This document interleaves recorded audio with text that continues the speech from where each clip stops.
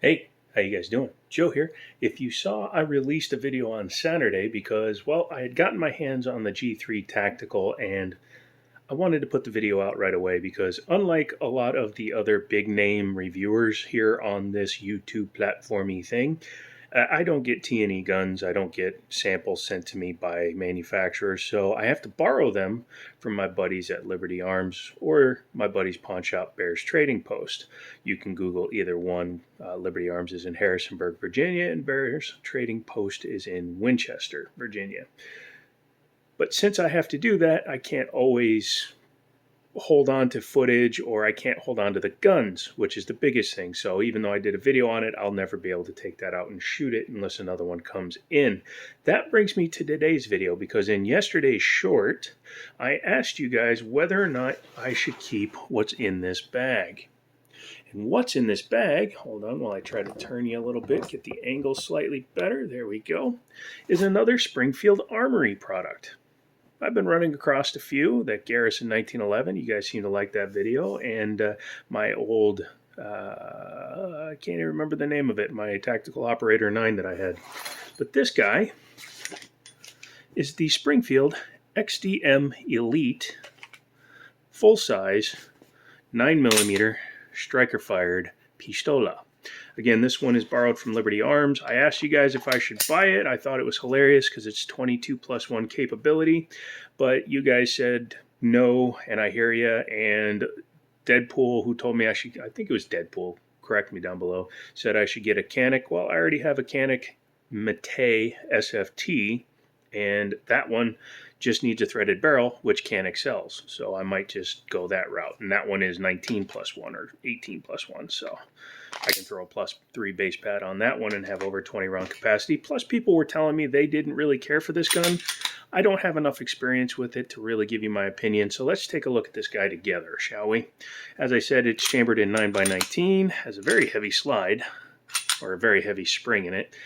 Pluses and minuses there. This one has a 4.7-inch barrel because it's a threaded barrel. It sticks out a little bit farther. Otherwise, the standard one is 4.5 inches. This one has 1/2x28 threads, but it seems they've done some kind of thread lock around there. Pardon me while I try to get that off. Actually, it just feels like it was just the first time it's ever been taken off. Could be. I don't think this gun has been fired much, and if it has been, probably not very much at all. At all. So yeah, I'm going to just take that off and leave that off for the rest of the review until I put it back together. But it's a polymer frame, again, full-size frame, obviously to hold a 19+3 magazine. Striker fired, has the Springfield XDM grip safety, and it is in the right orientation, such as a 1911. They even give it a memory notch. So that is your grip safety, meaning gun does not fire unless that and the trigger safety are both depressed. Yeah. Let's talk about that trigger. I usually do that later, but I'm already here. It uses the Glock style trigger bar safety or trigger blade safety. And again, you have to depress that and the grip safety at the same time, and then some take up, and then it just stops with a pretty heavy pull. I'd probably say that's closing in on 7 pounds. Reset is right there, right at the wall. As you can feel, it's very heavy. You can feel that through a YouTube video. I've tried it. And then the brake again is pretty reasonable. Like I said, it's a little on the heavy side, especially for something that's supposed to be tactical, but to each their own, I guess. I'm hearing another click. Listen really carefully. That's not the reset. I don't know what that is. That's the reset. If somebody knows down below, or maybe when we pop it apart, we'll know for sure. Coming down here on the grip frame, it does have some pretty aggressive texturing and a replaceable back straps, I believe. Yep, they're held in with a pin, so you just knock that pin out, and then you have different back straps with varying designs. Yeah, so that can be adjusted to your hand size. It feels pretty good with the grips that are on there right now. Magazine release is easy to hit, and it is ambidextrous right out of the box, so it's good for you righties or you lefties. Ambidextrous slide lock, Ow. Although very hard to hit on the offside, but that may break in over time. It does have an accessory rail, but if you'll notice, the slots are very close together. Another reviewer said that they are basically the same width apart as the Glock lights and whatevers that you can put on there. So if you get a stream light or a higher end light, it usually comes with a secondary rail insert. That's the insert that locks into the rail there, and they usually come with one designed for Glock as well as the factory 1913 that every gun should have, and damn you all for going proprietary, SIG. Anywho, coming up to the top here, blacked out night sights. Blacked out sights that are not night sights. I don't know why I said night sights. I was thinking about the accessories you can add to it. Very tall sights because it works with the suppressor-ready threaded barrel. And this is the OSP model, so it does have an optics plate up there. Why it's got 3 screws there, I'm not 100% sure. It doesn't come with any plates or anything. Has the Springfield logo embossed or debossed into the top there. Loaded chamber indicator there, and a charged striker indicator. So that's cool because if the gun is charged, be it ammo loaded or not, you can just do this. You know, if it's in your holster, you can just do that to tell if it's charged. And you'll see that when you pull the trigger, it disappears. Internal extractor. Good for you, Springfield. Huh. See how much I know this gun? I'm brand new to it too. That's the point of this channel, by the way, so don't go commenting, oh, he doesn't know nothing. No, I don't know nothing. It's the first time I put my hands on it, really, so let's learn together, shall we? Front and rear slide serrations are pretty good. I have bad hands, so if I can get on it, it makes me feel pretty good.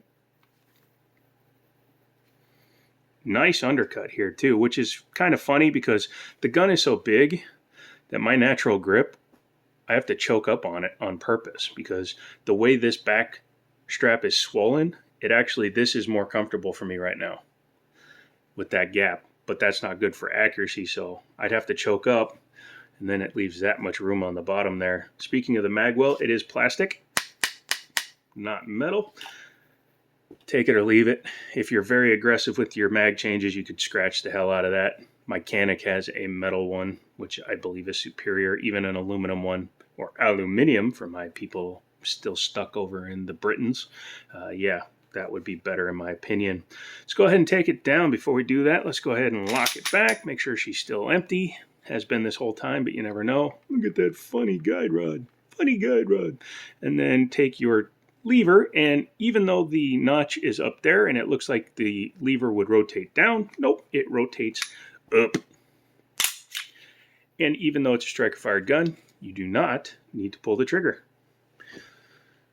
Here is your guide rod. Gosh, that thing is massive. Big metal unit too. Yeah, that's a big set of springs there and a nice little spring on the back. Like the Taurus G3 Tactical I showed in the last video though, you might need a secondary spring for suppressor usage. You'll have to check. This spring is very heavily sprung, so I think that unless you get some almost oxymoronic high-powered suppressor rounds, which I don't even think really exist, you're going to possibly have some cycling issues there. Take the barrel out, and that's why we had to take the bushing off in order to get the barrel out. It's a nice little unit there. It's got a little bit of a swell there, so I don't know if they left extra material on purpose. Sometimes that can help the slide stay fitted better, but there's no accu bushing like CZs have. So, I mean, it's just a free-floating barrel pretty much. Has the Browning style tilting locking action, and pretty nice internally there. I like that big lug there that locks up on the top. Gives a nice positive engagement when it goes into battery. Taking a look here. Sorry, I was just looking at it to see what this number was inside. I thought maybe they etched the serial number in there, but they did not. I guess that's production information. It was built on the 73rd day of May in 1127. It's a pretty good year. I don't really know. Yeah, there's your serial number there. This is designed to be sold all over the world, so they serialized everything.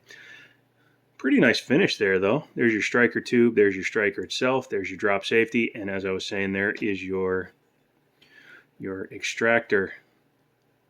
I thought that was weird placement, and I'm still correct, because normally, like on Glocks and even 1911s, even with an internal style like that, it's not normally exposed all the way. Is that a good thing? Is it a bad thing? I'm not sure. I do see some heavy lightning cuts there too. Another ironic statement, but heavy lightning cuts to make sure the slide reciprocates. Maybe they did that on purpose to compensate for weight when you put an optic on the top.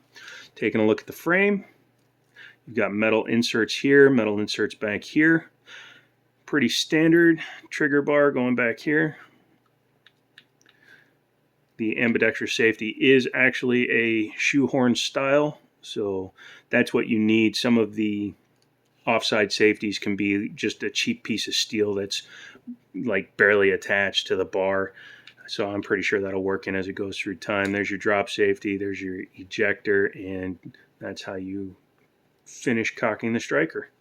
Overall build quality is pretty nice. I like the dual cuts here. Gives you a couple of options. If you like to run your thumb up a little bit higher, run it a little bit lower. When we put it back together, we'll see how it feels with an actual real grip.